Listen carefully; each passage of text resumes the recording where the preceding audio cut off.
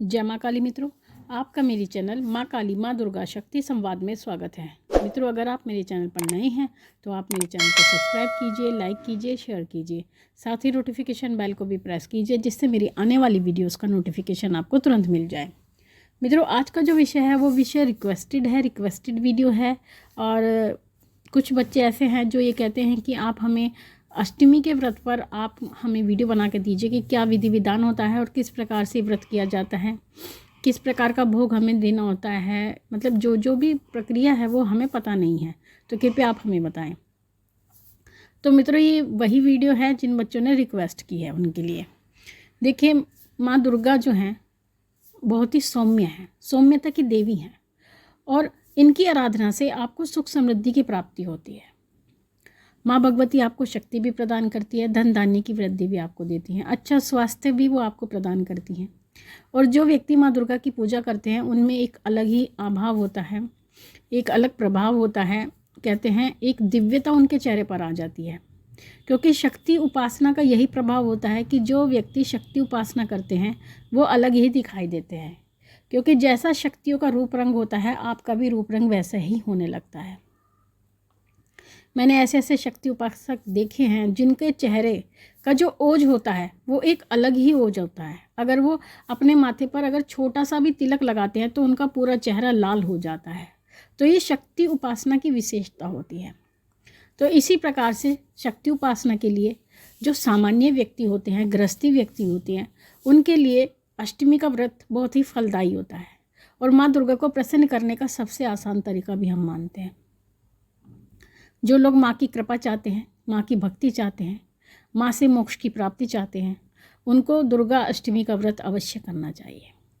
और जो अष्टमी व्रत होता है वो मास में 2 बार आता है, यानी एक शुक्ल पक्ष में अष्टमी आती है, एक कृष्ण पक्ष में आती है। लेकिन जो व्रत किया जाता है वो दुर्गा अष्टमी को किया जाता है। कुछ व्यक्ति ऐसे भी हैं जो दोनों ही अष्टमी रखते हैं, यानी शुक्ल पक्ष की भी रखते हैं और कृष्ण पक्ष की भी रखते हैं। लेकिन जो दुर्गा अष्टमी आती है शुक्ल पक्ष की, वो व्रत मान्य होता है।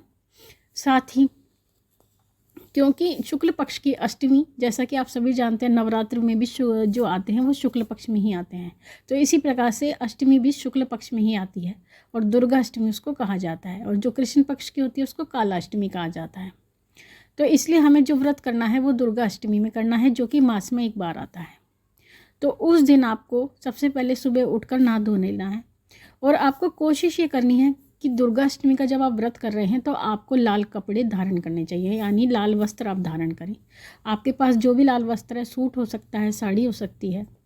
पुरुष हैं तो लाल कहते हैं वो बांध सकते हैं, धोती बांध सकते हैं लाल रंग की, क्योंकि देवी उपासक लाल वस्त्र ही धारण करते हैं, क्योंकि माँ का जो प्रिय रंग है वो लाल है।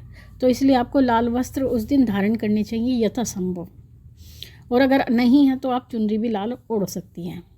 तो उसके बाद में आपको स्नान करने के बाद में, वस्त्र धारण करने के बाद में, आपको माँ दुर्गा को या तो चौकी पर स्थापित करें, चौकी पर नहीं स्थापित कर सकते या कोई परेशानी है तो जहाँ पर माँ भगवती स्थापित हैं तो वहाँ पर आप उन्हें हल्का सा, अगर आपके पास फ़ोटो है तो छींटा लगाएं, अगर तस्वीर है, मूर्ति है, तो आपको गंगा जल का छींटा लगाना है। फिर उसके बाद में आपको क्या करना है, फिर आपको सामग्री की आवश्यकता होगी। एक तो माँ भगवती के लिए आपको देसी घी का दीपक चाहिए होगा, शुद्ध देसी घी का दीपक माँ दुर्गा को लगाया जाता है। साथ ही लाल फूल आपके पास होना चाहिए, वो फूल गुड़हल का भी हो सकता है, वो फूल गुलाब का भी हो सकता है। तो कोशिश ये करें जो पुष्प आप माँ भगवती को अर्पण करें वो लाल हो। साथ ही आपको एक मीठे पान की भी आवश्यकता होगी, माँ भगवती को आप मीठा पान अर्पण करेंगे। आपको कम से कम 5 बताशे और 2 लौंग आपके पास होने चाहिए। एक फल आपके पास होना बहुत ज़रूरी है। साथ ही आप माँ भगवती के निमित्त कोई श्रृंगार का सामान भी रख सकते हैं, वो आपके लिए ऑप्शनल है, वैकल्पिक है। आप चाहें तो रखें, अगर आपका सामर्थ्य है तो रख सकते हैं, नहीं है तो कोई बात नहीं। लेकिन जो 2 सामान आप रखेंगे, जैसे कि आप सुहागन महिला हैं, तो आप वो सामान रखें जिनको आप प्रसाद स्वरूप प्रयोग कर सकें। वो जो श्रृंगार का सामान होगा वो आपके लिए होगा। तो आप पहले वो माँ भगवती को अर्पण करें, जैसे कि आप सिंदूर अर्पण करते हैं, या माँ भगवती को बिंदी अर्पण करते हैं, तो ऐसी परिस्थिति में वो इस प्रकार की अर्पण करें कि वो आप प्रसाद स्वरूप उसको ग्रहण कर सकें। और जो स्त्रियां माँ भगवती को सिंदूर अर्पण करके स्वयं लगाती हैं, उनका सौभाग्य अखंड होता है और उनका सुहाग अखंड होता है। तो ऐसा करना चाहिए। तो आपको ये रखना है। साथ ही इसके अलावा आप कोई भी भोग माँ भगवती को देना चाहें, आप कोई मिठाई का भोग भी रख सकती हैं, फल का भोग रख सकती हैं, माँ को दूध का भोग भी लगा सकती हैं। और दक्षिणा आपको अवश्य रखनी है। और जो दक्षिणा रखी जाएगी वो आपको घर में इस्तेमाल नहीं करनी है, वो माँ भगवती के भवन में पहुँचाई जाएगी। तो ये रखने के बाद में आपको क्या करना है, सबसे पहले आपको माँ भगवती को तिलक करना है। तिलक करने के बाद में आपको माँ भगवती का दीप प्रज्वलित करना है और उनको लिए धूप जलानी है, क्योंकि कोई भी देवी देवता होते हैं उनको सुगंध बहुत पसंद होती है। अगर आप देवताओं को इत्र लगाते हैं तब भी वो बहुत प्रसन्न होते हैं। तो खुशबू देवताओं को बहुत पसंद होती है, सुगंधित चीज़ें बहुत पसंद होती है। तो इसलिए आपको अच्छी वाली धूप जलानी चाहिए। जो भी अगर आप धूप का इस्तेमाल करते हैं तो कोशिश ये करें कि जो धूप आप जलाते हैं घर में वो सुगंधित होनी चाहिए। उसके बाद में आपको धूप जलानी है। धूप जलाने के बाद में माँ भगवती को आपको भोग अर्पण करना है, जो भी आपके पास है यथासंभव, जो हमने बताया है उसमें से आपके पास जो भी उपलब्ध है, क्योंकि माँ भगवती केवल भाव पर चलती हैं और समर्पण पर चलती हैं। तो आपको ये चीज़ें अर्पण करनी है।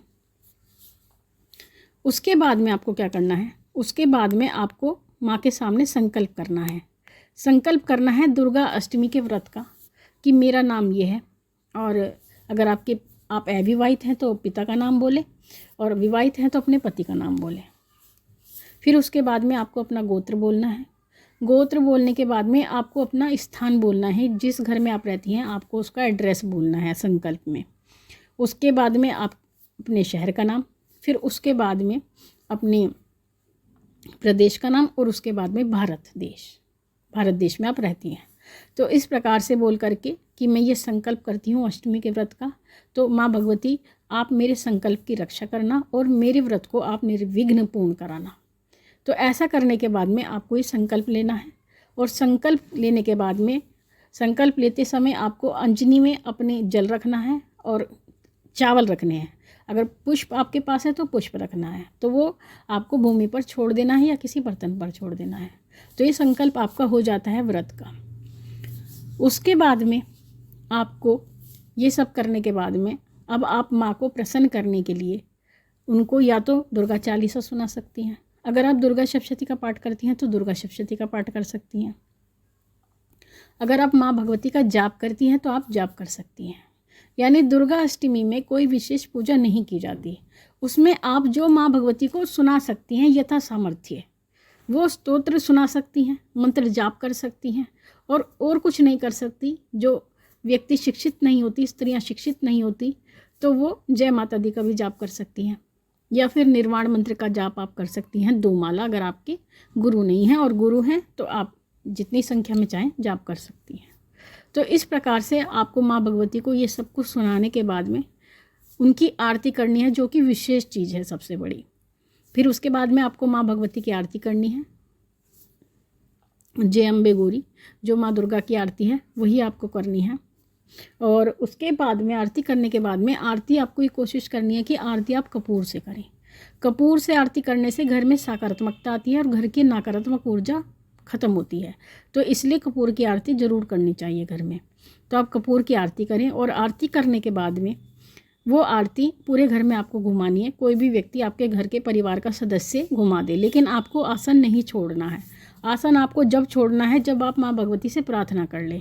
तो आपको माँ भगवती से प्रार्थना करनी है, अपने घर की परेशानियों से संबंधित, अपने से संबंधित, जो आप चाहती हैं जीवन में उससे संबंधित, जो भी आपकी मनोकामना है उससे संबंधित। तो आपको प्रार्थना करनी है। प्रार्थना करने के बाद में आपको ये व्रत धारण कर लेना है। और व्रत धारण करने के बाद में आपको ध्यान रखना है कि इस व्रत में अन्न ग्रहण नहीं किया जाता, आपको फलाहार करना होता है। आप कोशिश ये करें नमक एक समय खाएं। और अगर आप रोगी हैं, आपका शरीर इस लायक नहीं है कि आप दोनों एक समय भोजन करके रह सके, तो आप 2 समय भी फलाहार कर सकती हैं, लेकिन करना आपको फलाहार ही है। इस व्रत में अन्न वर्जित होता है, तो आपको अन्न ग्रहण बिल्कुल नहीं करना है। तो इस प्रकार से आपको शाम को भी इसी प्रकार से करना है। शाम को आपको माँ भगवती का दीपक लगाना है और केवल आरती करनी है। तो ये करने के बाद में आपको जो माँ के लिए आप अपने लिए फलाहार बनाओगे तो वही फलाहार आपको माँ को भी भोग लगाना है और उसके बाद स्वयं ग्रहण करना है। उसके बाद में फलाहार लगाने के बाद में फिर अगला दिन आता है जो नवमी का दिन होता है। तो नवमी वाले दिन आपको क्या करना है, क्योंकि ये व्रत यहाँ नहीं पूरा होता, ये व्रत अगले दिन जा कर के पूरा होता है। तो नवमी वाले दिन माँ भगवती की कढ़ाई की जाती है, माँ दुर्गा की, उसको कढ़ाई बोलते हैं। और उस कढ़ाई में आपको हलवा पूरी का भोग लगाना होता है। आप हलवा पूरी बनाएं, कोशिश ये करें हलवा आप देसी घी का बनाएं। और देसी घी का हलवा बनाने के बाद में पूरी बनाएं। पूरी आपको 5 या 7 पूरी माँ भगवती के लिए बनानी है। हलवा बनाना है, हो सके तो आप चने भी बना सकती हैं, हलवे चने का, और पूरी का भोग माँ भगवती को लगाया जाता है। तो आपको हलवा, चना और पूरी, इसका भोग नवमी के दिन जितना सुबह आप उठ सकती हैं वो आपका सामर्थ्य है, लेकिन 11 बजे से पहले पहले आपको माँ भगवती को हलवा, पूरी और चने का भोग लगाना है। और भोग लगाने से पहले भी आपको दीपक प्रज्वलित करना है, माँ को तिलक करना है, उसके बाद में स्वयं को भी तिलक करना है। और बिना तिलक के व्रत धारण ना करें, क्योंकि देवी उपासक को तिलक करना बहुत ही आवश्यक होता है। और लाल रंग का तिलक कुमकुम का आपको करना होता है। तो माँ को तिलक करें, स्वयं को तिलक करें, माँ को वो भोग लगाएं। भोग लगाने के बाद में आप वो भोग अपने घर में स्वयं ग्रहण कर सकते हैं, क्योंकि आज का समय ऐसा है कि हर कोई व्यक्ति, अगर आप किसी को भोग देते हो, क्योंकि विधान तो ये भी है कि आप कन्या पूजन भी कर सकते हैं, लेकिन समय आजकल ऐसा है कि अगर हम नवरात्रि से अलग दिन किसी कन्या को लेने जाते हैं, क्योंकि हमारे साथ ऐसा हो चुका है, अगर हम नवरात्रि से अलग दिन किसी कन्या को देने जाते हैं या कोई हम अपना भोग देना चाहते हैं, जैसे नवमी के दिन हम चाहते हैं कि कन्या को हम भोग दें, तो लोग संदेह की दृष्टि से देखते हैं कि ये किस दिन का भोग है, क्योंकि लोगों को ज्ञान नहीं है। तो ऐसी परिस्थिति में हमने माँ भगवती से परामर्श किया, तो उन्होंने हमें आदेश किया कि जो भी आपका भोग रहता है वो एक भोग बन जाता है, क्योंकि हम ग्रहण कर लेते हैं तो भोग है, तो उस भोग को आप सभी घर के सदस्य ग्रहण कर सकते हैं। तो यही आपको करना है। ये सरल तरीका है बिल्कुल, इसमें आपको कुछ करने की आवश्यकता नहीं है। भोग लगाने के बाद में आपको पूरे परिवार को वो भोग ग्रहण कर लेना है, और जिस व्यक्ति ने व्रत धारण किया है उसको अपना व्रत उस ही भोग से खोलना है। तो मित्रों, ये व्रत है अष्टमी का, और यही विधि है, और ये आसान विधि है, इसमें ज़्यादा कुछ करने की आपको आवश्यकता भी नहीं है। और इस विधि से अगर आप ये व्रत करते हैं तो माँ भगवती की असीम अनुकंपा आपको प्राप्त होती है। और साथ ही कुछ विशेष बातें जो आप ध्यान रखें। जो अष्टमी का व्रत किया जाता है, इस व्रत की कोई समय सीमा नहीं होती। ये कभी 11-21 नहीं रखे जाते, ये जीवन पर्यंत रखे जाते हैं। जो व्यक्ति एक बार प्रारंभ करता है वो जीवन के अंत तक अष्टमी का व्रत करता है, माँ भगवती की कृपा पाने के लिए। इसका कोई उद्यापन विधि विधान हम नहीं जानते, ना हमने कभी सुना है, और ना ही माँ भगवती ने हमें कभी बताया है, क्योंकि देवी उपासना है। और जब कोई व्यक्ति देवी उपासना करता है तो वो अपने जीवन के लिए कुछ समय के लिए नहीं करता, क्योंकि माँ भगवती का जब एक बार सेवक हम बन जाते हैं तो उसके बाद में जीवन पर्यंत ही हम उनके सेवक रहते हैं, और अपने जीवन के अंत के बाद भी हम उनके सेवक रहते हैं।